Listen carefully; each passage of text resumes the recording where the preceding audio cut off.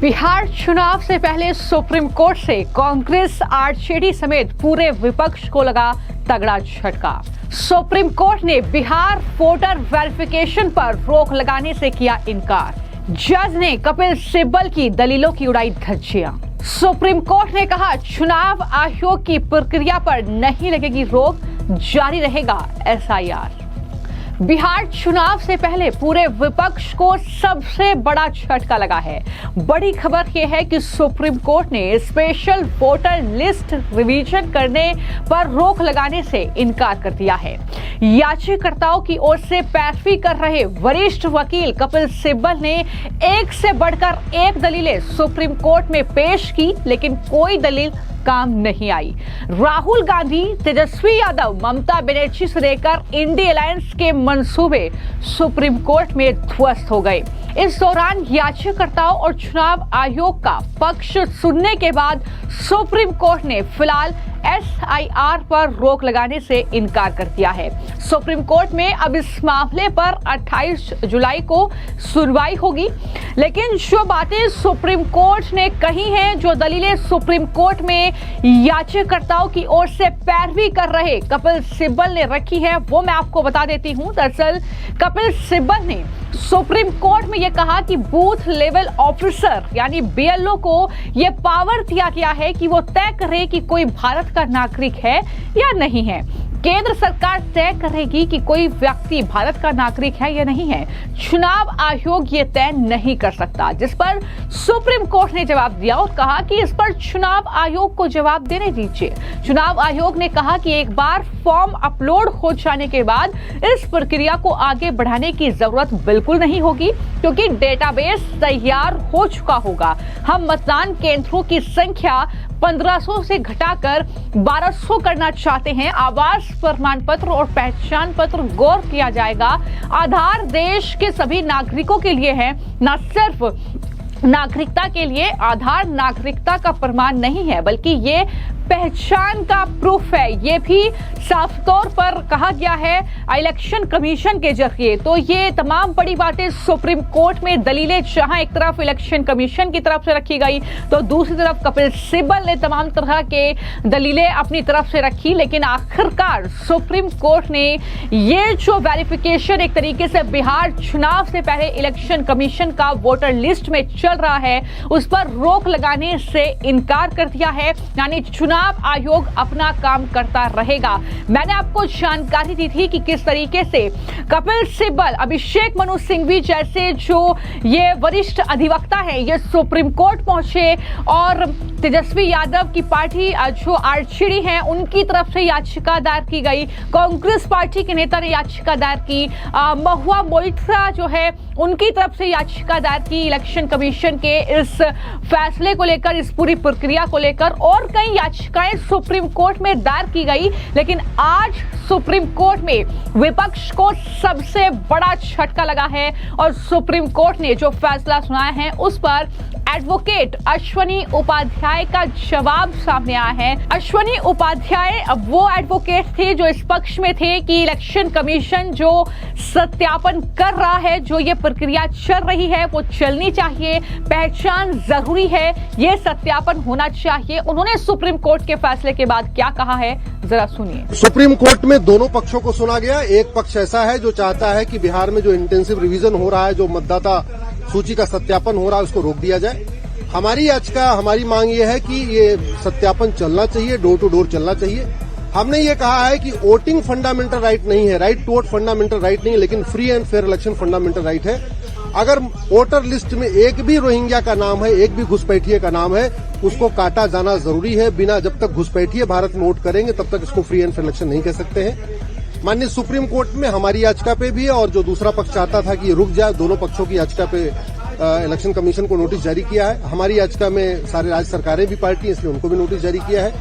28 जुलाई को इस पे सुनवाई होगी और सुप्रीम कोर्ट ने स्टे करने से साफ साफ मना कर दिया है। जो इलेक्शन कमीशन का जो ड्राइव चल रहा है, स्पेशल ड्राइव चल रहा है डोर टू डोर जाके, उस पर सुप्रीम कोर्ट ने कोई नहीं रोक लगाया है। दूसरी तरफ से मांग की गई थी कि आधार को और राशन कार्ड को और वोटर लिस्ट को भी शामिल करने के लिए गुजारिश की गई थी।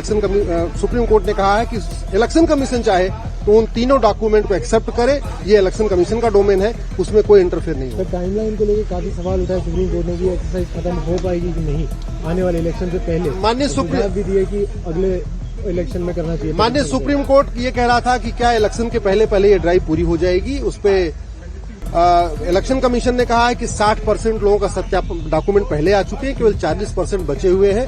और इलेक्शन कमीशन ने भरोसा दिया है कि बिहार चुनाव के पहले ये जो इंटेंसिव ड्राइव हो रही है, जो गहन पड़ताल चल रही है, ये पूरी हो जाएगी। तो इस तरीके से चाहे कपिल सिब्बल हो, चाहे अभिषेक मनु सिंघवी जैसे वकील हो, उनके जो भी दलीलें वो दे रहे थे, लगातार बयान दे रहे थे इस मामले को लेकर, वो तमाम चीजें कहीं ना कहीं सफल साबित नहीं हुई। और सुप्रीम कोर्ट ने 3 महत्वपूर्ण बिंदु पर जिक्र किया।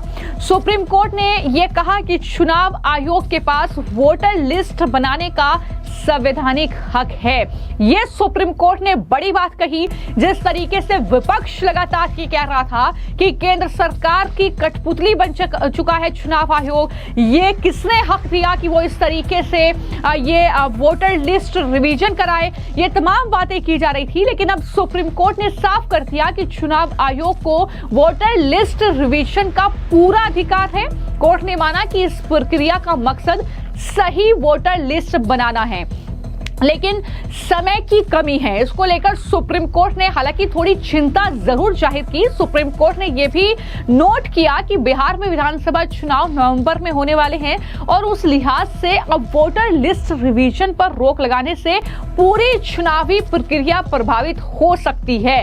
तो कोर्ट ने कहा कि समय बेहद कम है, ऐसे में चुनाव आयोग जो काम कर रहा है, यानी जो प्रक्रिया चल रही है वेरिफिकेशन की, वो अभी काम करता रहे, ये सुप्रीम कोर्ट की तरफ से कहा गया।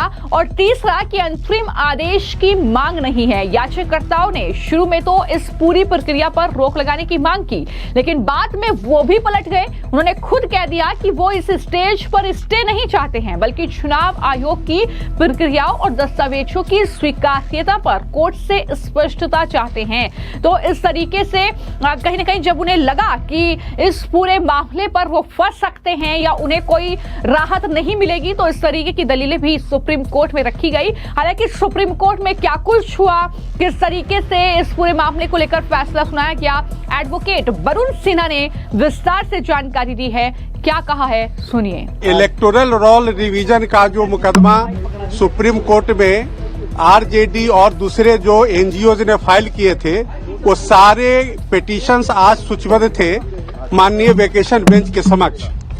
उस सारे मामले पर सुबह 11:30 बजे से सुनवाई अब तक चली है और पिटिशनर्स का यह कहना था कि जो इलेक्टोरल रोल रिवीजन की कार्रवाई इलेक्शन कमीशन ऑफ इंडिया के द्वारा बिहार के अंतर्गत किया जा रहा है, वो बिहार में आने वाले यानी कि नवंबर 2025 में जो चुनाव होना है उसके मद्देनजर किया जा रहा है। ऐसा उनका एलिगेशन था इलेक्शन कमीशन ऑफ इंडिया के ऊपर। उन्होंने यह भी कहा कि आधार को क्यों नहीं कंसीडर किया जा रहा है इलेक्शन कमीशन ऑफ इंडिया के द्वारा, लेकिन उनके तमाम दलीलों को झुठलाते हुए इलेक्शन कमीशन के तरफ से माननीय राकेश द्विवेदी सीनियर एडवोकेट साहब ने स्पष्ट शब्दों में कहा कि जो भी कार्रवाई इलेक्टोरल रिफॉर्म का चल रहा है वह संविधान के दायरे में है और रिप्रेजेंटेशन ऑफ पीपुल एक्ट की जो धारा 21 है, सब धारा 3 और 4 के हिसाब से चल रहा है, इसलिए उसमें कहीं भी किसी तरह की इलीगलिटी नहीं है। तो प्रमा फेसाई माननीय सर्वोच्च न्यायालय ने जो इलेक्शन कमीशन ऑफ इंडिया की दलील को कंसीडर करते हुए विपक्ष को किसी भी तरह का इंटरिम स्टे ऑर्डर देने के लिए इच्छुक नहीं थी। माननीय न्यायालय के मूड को भांपते हुए पिटिशनर्स ने अपने स्टे एप्लीकेशन को आज प्रेस नहीं किया है और इस तरह से इलेक्टोरल रोल रिवीजन के मामले में माननीय सर्वोच्च न्यायालय का किसी भी तरह का स्टे ऑर्डर नहीं है, यानी कि election commission of India electoral reform को आगे करेगी। रिवीजन जो है इलेक्टोरल रोल्स का बिहार के अंदर वो चलता रहेगा और अगली तारीख 28 जुलाई 2025 माननीय सर्वोच्च न्यायालय ने मुकर्रर किया है। तब तक सारे पक्षों को अपना जवाब माननीय न्यायालय के समक्ष दाखिल करना है और उसके बाद जो भी एक्सरसाइज होगा माननीय न्यायालय अगले तारीख पे तमाम बिंदुओं को विचार करके आगे की कार्रवाई चलेगी। 3 कागजात को कंसीडर करने के लिए भी कहा है। देखिए, ऐसा है कि जो माननीय सर्वोच्च न्यायालय के समक्ष याचिकाकर्ता जो थे, उनका कहना था कि आधार कार्ड, राशन कार्ड और उनका एक और था कि वोट आईडी कार्ड जो election commission of India issue करती है, इन 3 डॉक्यूमेंट्स को विचार करना चाहिए।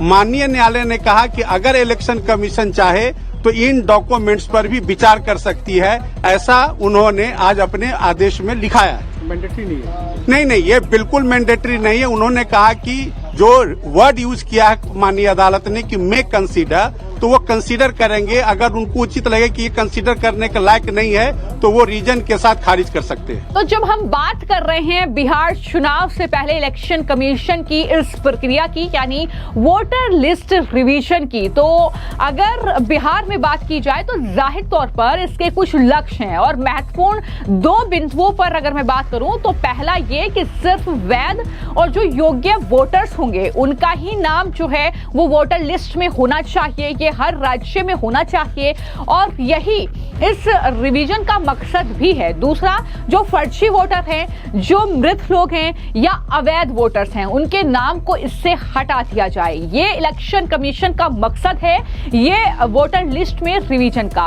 और इसके लिए जो बूथ लेवल अधिकारी हैं वो वोटर्स के घर घर जाकर फॉर्म भरवा रहे हैं और फॉर्म जमा करने की जो आखिरी तारीख है वो 25 जुलाई 2025 तय की गई है। वहीं ड्राफ्ट वोटर लिस्ट जारी करने की तारीख है 1 अगस्त 2025 और अगर उसमें उनका नाम नहीं है, यानी किसी का भी नाम उसमें नहीं है, आपत्ति अगर आपको दर्ज करानी है तो आपके लिए तारीख तय की गई है 1 अगस्त से लेकर 1 सितंबर 2025 तक आप आपत्ति दर्ज करा सकते हैं और फाइनल वोटर लिस्ट 30 सितंबर 2025 को जारी होगी। यानी नवंबर में चुनाव होने हैं, लेकिन इससे पहले ही चुनाव आयोग ये पूरी प्रक्रिया कर लेगा। ये तय किया गया है, ये शेड्यूल एक तरीके से बनाया गया है इस पूरी प्रक्रिया को लेकर। लेकिन हमने देखा कि किस तरीके से जो है कई राज्य ऐसे रहे हैं देश के, चाहे पश्चिम बंगाल से मैं शुरुआत करूं और राजधानी दिल्ली